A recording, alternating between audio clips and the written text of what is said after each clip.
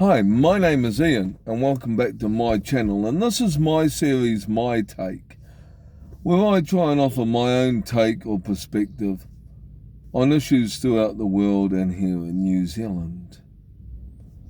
Today I thought I would cover white people. For those of you who can see, I'm clearly a white person, but I thought I would cover it in a interesting sort of manner, so this may trigger some people out there. It's a shame I have to kind of warn people that they could get triggered by stuff I say, but it seems we're living in those sort of times now where a lot of people can sometimes get a little bit overly sensitive about some stuff. Anyway, what I wanted to call this video was more white people. Villain, scapegoat, or both. And let's see if we can delve into all three. And I want to cover other perspectives maybe in here, like why do we tend to not say, call out sins of other races? Why do we not tend to expect the same sort of level of accountability for mistakes from other groups, etc.? You know, are whites solely the problem, or do others create their own problems and then just throw it on the white people because maybe the white people, say, in a particular area make up the dominant, percentage of the population, so it's easier to just sort of blame them if things go a little bit funny in life. Anyway, so I thought I'd address the villain part first.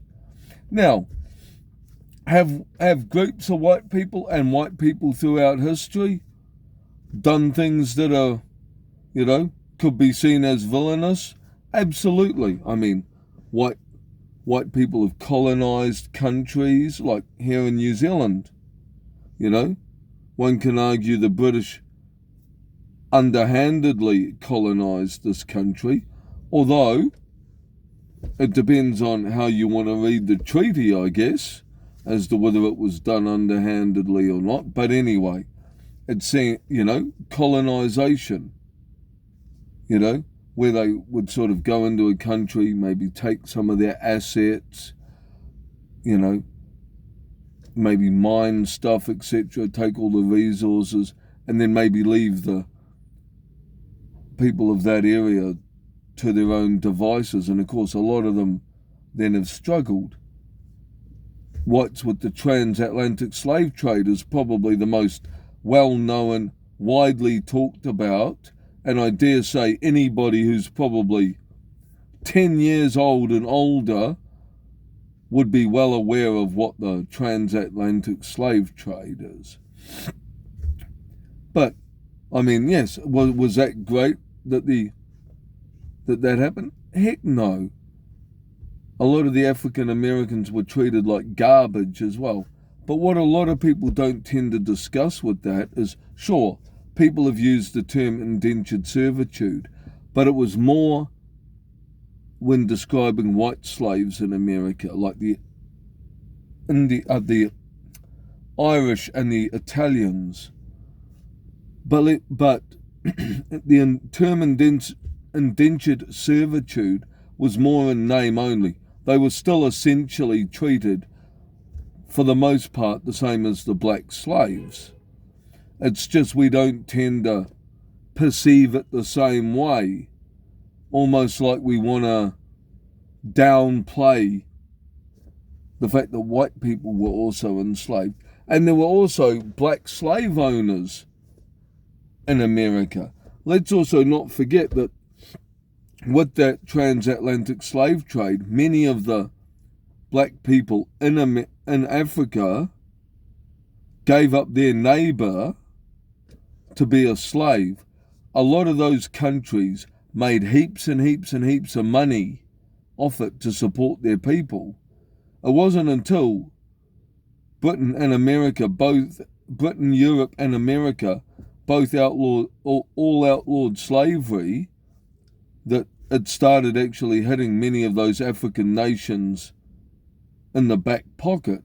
So, I mean, plenty of those African nations should be held equally as account for being prepared to, sell, the fella from the neighbouring village down the road. There have been other things. There was a white guy who tried to eradicate the Jews in the Second World War. So plenty of white people have done villainous acts over the years. But let's go back to slavery for a second, right? Slave trades that are not often talked about are things like the Arab slave trade of East Africa. Because we don't tend to talk about it enough. But slavery is slavery. It doesn't matter how you try and, downplay it. They are no better than the white guys who enslaved the West Africans. And what about both the Ottoman Empire and Barbary Coast slave trades? They were largely run by, the Ottoman Empire especially was more run by like the sort of Arabic countries. And they had zero problems enslaving both the black fella and the white fella from Europe. Yes, that's right. White people throughout history have even been enslaved by black or brown people. Shocker, right? We don't talk about it. So it's an actual shocker. But many of those, especially the white people that were enslaved, were like, and they reckon it was about 1.2, 1.3 million people, which was quite a lot for the centuries that went on. They were galley slaves. The women were often used for adult leisure activities, shall we say.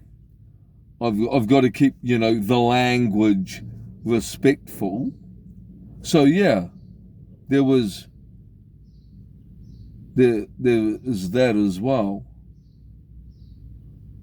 So I mean, ask yourself, we condemn the whites for their slavery of the West Africans. Why don't we call out the Arabs for their rubbish treatment of the East African slaves? Why don't we call out the Ottoman Empire and the Barbary Coast slave trade, which were North Africans who were enslaving? They enslaved other Africans. I believe they did some Arabs and they did Europeans as well. Why don't we call them out for their atrocities? They are no better than a bunch of white people who went over to Africa, got a bunch of black people, and then went to America with them. Slavery is slavery. If one is bad and you're a villain for it, doesn't that make the other group who equally does it a villain? So, do we just call out the white people because it's just easier? Or are we ashamed and embarrassed as, a globe of people to acknowledge the sins and imperfections of other cultures? The Africans in Africa, even before the white man were there, they were enslaving each other, they were killing each other, taking land off each other. They're no angels. The Maori here in New Zealand, I guarantee you, even though we don't talk about it very often, Tribe A was always like attacking Tribe B for land, resources, women, long before, the white man rocked up. So, I mean, we need to start being a bit more honest about this and start, calling everybody out for their sins. And I think you would find that yes, while white people have done some villainous things, I think you would actually find that overall we are no more villainous than everybody else. So in my honest opinion, I don't think we are worse than anybody else. I also don't think that it's acceptable to excuse racism towards one group of people and to try and justify it for sins of the past when, if we adopted that theory all the time, then nobody would be free of it. It's also the same with the religious argument we use. I wasn't going to necessarily bring religion into this, but, has Christianity done a lot of things in the past? Absolutely. Absolutely Christians have. But, we should be able to also condemn the Muslims for their stuff without being told we're Islamophobes for actually saying it. Like, you should be able to point out that Islamic extremists were responsible for 9/11, the Bali bombings, the Paris terror attacks, without being told that, you're an Islamophobe for saying it. Why? Why are you an Islamophobe? Why? Because you can't call anyone else out and hold anyone to account who isn't white or from the so-called white religion? Jews themselves, even though they get a fair amount of persecution, they themselves, even in the past, have persecuted people. So no religion has a clean slate on that either. So I think if we want to start being honest about calling white people out for their villainous stuff, we need to be willing to be more open with discussions and call all groups of people to account. Part 2. Are white people just scapegoated? This is going to be the one that's probably going to trigger many people in this video. I'm going to say yes and no, we're scapegoated. I mean, for example, you can understand that there are native people who have gripes about issues with their colonizers, but by the same token, is every problem that, say, a native person faces in their country, is that solely down to say the evil colonizer? Or say, in this case, we'll use the English and the Maori for the example. That's just easiest for me. Right, so is every problem that the English face, or every problem that the Maori face rather, is that down to their English colonizers? Or are there a lot of problems that many Maori, I won't say all Maori, because I've met some Maori who do admit that there are problems within the Maori culture that have nothing to do with, Europeans living here whatsoever. So, do we just tend to scapegoat we Europeans or Pakihas or Caucasians or whatever you want to call us, depending on where you're watching this in the world, right? Do we just get scapegoated here because it's just easier? I mean, you'll always hear, Maori are oppressed, Maori are poorly educated. When, in actual fact, yes, there are Maori who are poorly educated. Absolutely. But not every Maori is poorly educated.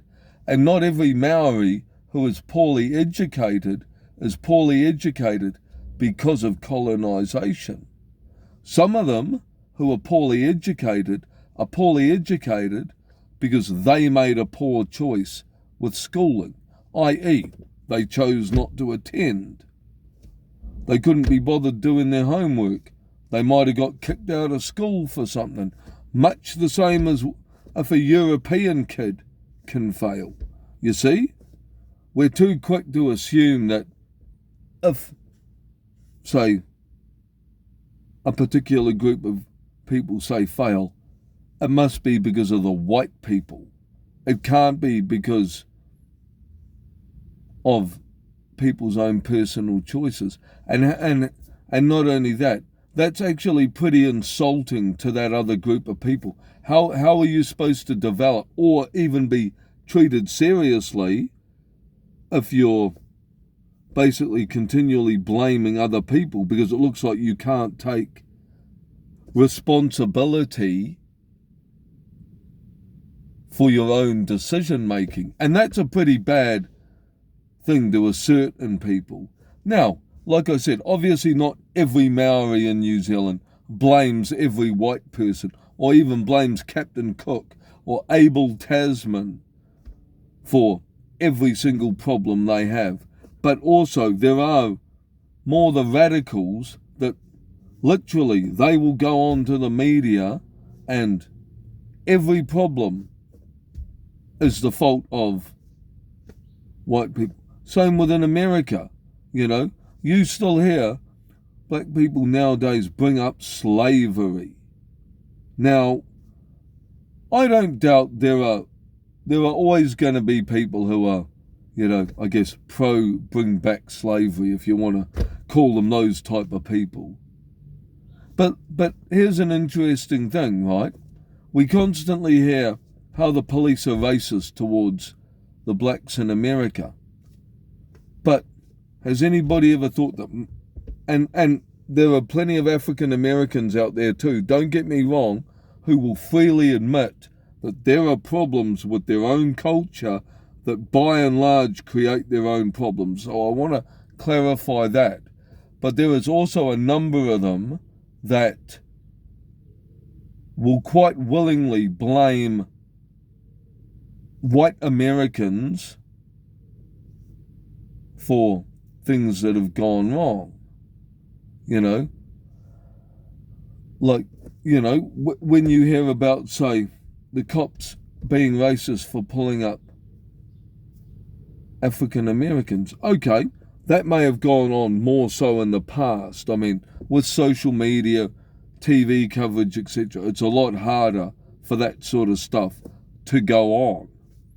But, you know, let's be blunt here. The African Americans do not help themselves by actually committing legitimately more crime in America. It actually, you know, draws the attention of the cops more, you know. And yes, I am sure there are people who have been stopped and frisked. And yes, maybe the cops shouldn't be doing that. But, you know, you can't solely blame it on, say, the cop because it's easier to blame the cop.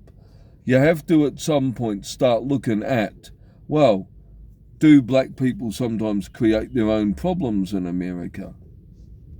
You know? And same with, like, you know, when some of these other refugees immigrate to Europe, you know, a lot of them expect all of the European countries to just bow to their needs and put them first. And to be fair, a lot of those European countries do put those immigrants first. Much the same with over here in New Zealand. We tend to, especially here in 2023, you know, maybe in the past it hasn't happened, but in 2023, here in New Zealand, we do put our Indigenous people first.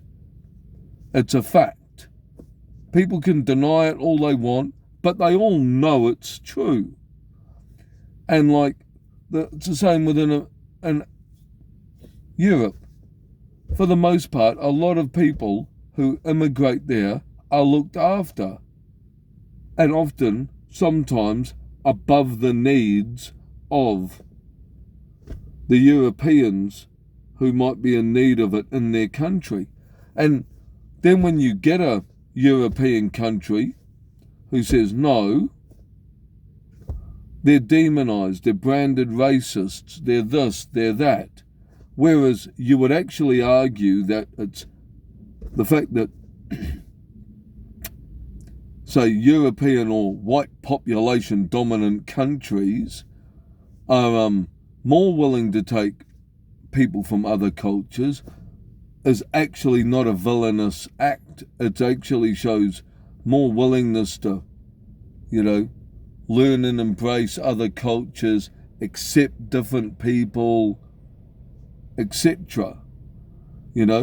For example, like if I went to Africa, I guarantee you they're not going to just change what they want to do. They're not, if I jump up and down about the way they did something in Angola, I doubt the Angolan government are going to go, we better make sure this white Kiwi's looked after. I would have to fit in with their culture, and I'd just have to put up with it. Ditto Asia, ditto Arabic countries, etc. And that's another thing. Asia, I forgot to mention this earlier, they themselves don't even have a clean record. They have a record of military control. They took over and conquered lands fighting against each other all the time too. So they themselves are no better than the white fella for that. Now, I want to go on to the third part. Are we both? Probably. Yes, we have done some villainous stuff, but I also think we also become the easy scapegoat every so often for struggles that people from other ethnicities have. This is also compounded by things like the media.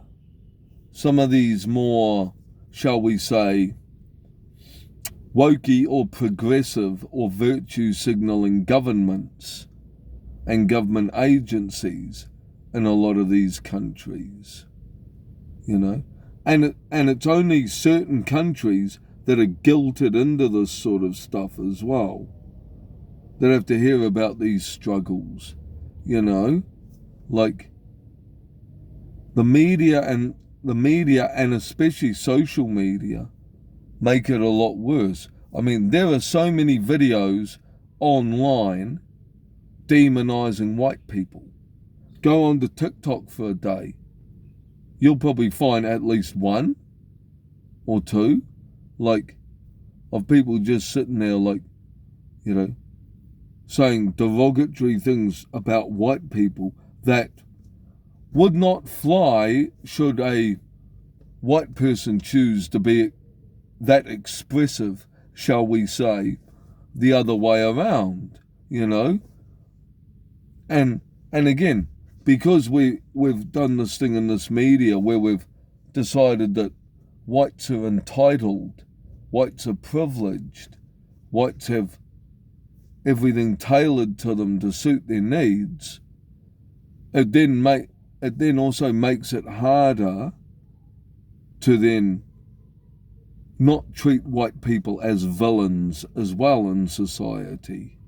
If you're constantly saying to people, those people are the reason you have problems, they have demonized you, these people have privilege, these people have everything, never mind whether it's only maybe 2% of that particular group that have the everything,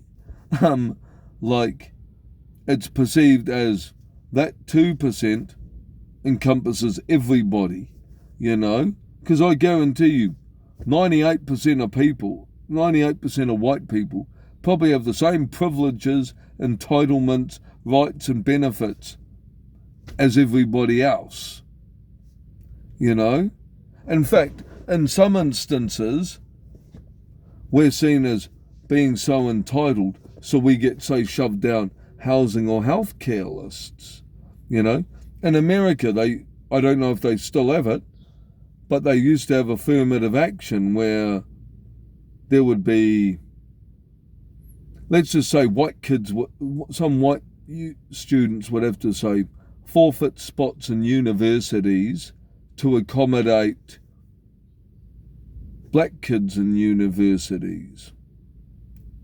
You know, here in New Zealand, the government recently passed a law in terms of the health to make sure Maori and Pacific Islanders get health treatment by pushing whites and Asians down the healthcare list. Now, what if, like, is that right to do? Like, I mean, but it becomes justified by saying that white people are, these bad, horrible, evil people. And when you keep villainizing a group of people, if you do something like that, it looks like, oh, well, we're just doing it to be fair. It's never seen as, well, no, that's actually racist, which it is, but it becomes excused because you've already decided to villainize a particular group of people. Anyway, I think that's enough on white people, villains, scapegoats, or both. I'll give my take now. I think, to be honest, like I said, I don't think we are any more villainous or horrible than anybody else. All groups of people have enslaved, removed people from living, committed rape, attempted to conquer lands or territories, even if it were two people from the same ethnicity, So I think none of us are exactly great if we look at ourselves as human beings and individuals. None of us can exactly start doing the old big naughty boy, naughty to one particular group over any other group. So in that respect, I would say no, I don't think we're any more villainous or evil or horrible than anyone else. Yes, I do believe that scapegoating, yes, I do believe that in some areas I do believe white people become the scapegoats because it's just become such a norm in the media and many governments to make it easier to just, if Group A has a problem, it must be because of Group B. It can't be because there's other underlying issues in Group A caused by themselves, but it's just easier to blame Group B. So yes, in that respect, I would say yes, we are also scapegoated. But in other instances, you can argue it might be a bit more justified. So yes, for the both, I would say yes, absolutely both. We are both villains, or have been villainous over the, thousands of years this planet has existed, and we have existed, and we have also been scapegoated. Anyway, I hope I've enlightened everybody. I look forward to feedback, and guys, please keep your comments respectful. Thanks and bye.